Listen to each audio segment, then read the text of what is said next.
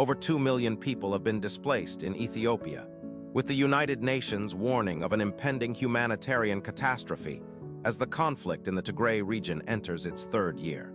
The situation is so dire that the Ethiopian government has been accused of using starvation as a weapon of war, with reports of civilians being denied access to basic necessities like food and medicine. This crisis is not just an Ethiopian problem. It has far-reaching consequences for the entire African continent, with neighboring countries like Sudan and Eritrea already feeling the strain. The conflict in Ethiopia is having a ripple effect across the region, with thousands of refugees fleeing to neighboring countries, putting a strain on already limited resources. In Sudan, for example, the influx of refugees has led to a shortage of food and shelter, with many refugees being forced to live in squalid conditions. Meanwhile, in Eritrea, the government has been accused of forcing Eritrean refugees to fight on behalf of the Ethiopian government, further complicating the conflict. The humanitarian crisis in Ethiopia is not just a local issue. It has the potential to destabilize the entire region, with real consequences for global security and economic stability. To understand the complexities of the situation, it's essential to look at the historical context of the conflict. The Tigray People's Liberation Front, which has been leading the resistance against the Ethiopian government, has a long history of fighting for independence and self-determination. The conflict began in November 2020, when the Ethiopian government launched a military campaign against the TPLF, accusing them of attacking a military base. Since then, the conflict has escalated, with both sides committing atrocities and human rights abuses. The international community has been slow to respond, with many countries prioritizing their relationships with the Ethiopian government over the need to protect civilians. The Ethiopian government, led by Prime Minister Abiy Ahmed, has been accused of using disproportionate force against civilians, including aerial bombardments and massacres. The TPLF, on the other hand, has been accused of recruiting child soldiers and committing human rights abuses. The conflict has also had a significant impact on the economy, with the Ethiopian government struggling to maintain control over the country's finances. The war has disrupted trade and investment, leading to a significant decline in economic growth. The country's currency, the birr, has lost significant value, making it difficult for Ethiopians to access basic necessities like food and medicine. The international community has been criticized for its response to the crisis, with many countries failing to provide adequate humanitarian aid.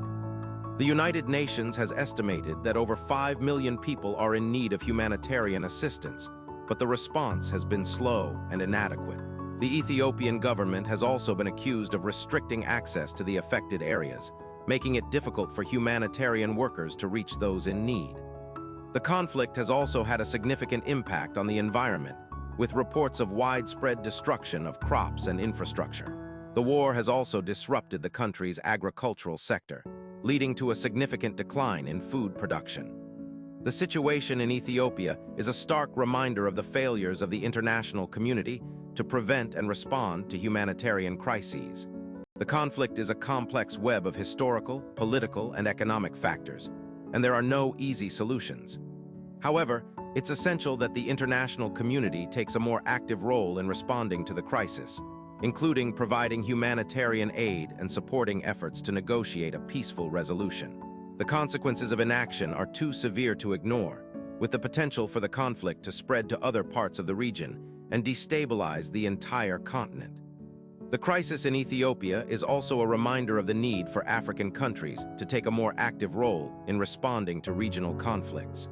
The African Union has been criticized for its slow response to the crisis, and it's essential that the organization takes a more proactive role in promoting peace and stability on the continent. The crisis in Ethiopia is a wake-up call for the international community, a reminder of the need for collective action to prevent and respond to humanitarian crises.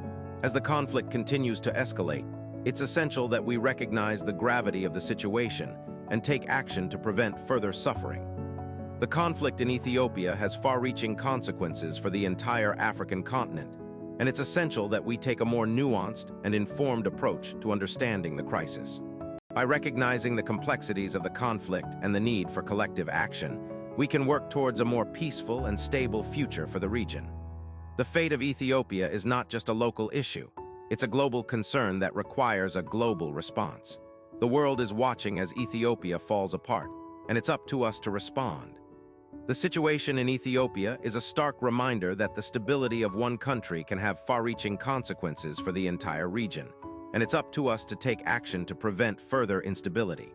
As the conflict continues to escalate, it's essential that we recognize the need for collective action to promote peace and stability in the region.